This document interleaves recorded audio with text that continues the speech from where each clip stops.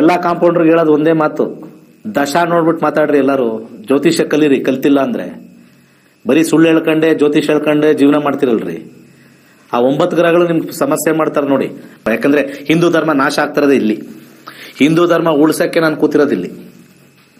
ಸುಳ್ಳು ಹೇಳ್ಕೊಂಡು ಮ್ಯಾಚ್ ಆಗುತ್ತೆ ಅಂತ ಹೇಳ್ಕೊಂಡು ದಶಾ ನೋಡ್ಬಿಟ್ಟು ಹೇಳ್ರಿ ವೈವಾಹಿಕ ಜೀವನ ಚೆನ್ನಾಗಿರಲ್ಲ ಅಂತ, ಮುಗ್ದೋಯ್ತು. ಆಮೇಲೆ ನೋಡ್ಕೋತಾರ ಅವರು. ವೈವಾಹಿಕ ಜೀವನ ಚೆನ್ನಾಗಿಲ್ಲ ಅಂದ್ರೆ ಚೆನ್ನಾಗಿಲ್ಲ ಅಷ್ಟೇ, ದಶಾದಲ್ಲೇ ಹೇಳ್ಬಿಡುತ್ತೆ. 1 ಕಾಂಬಿನೇಷನ್ 6 ಕಾಂಬಿನೇಷನ್ ಬಂದಿದೆ.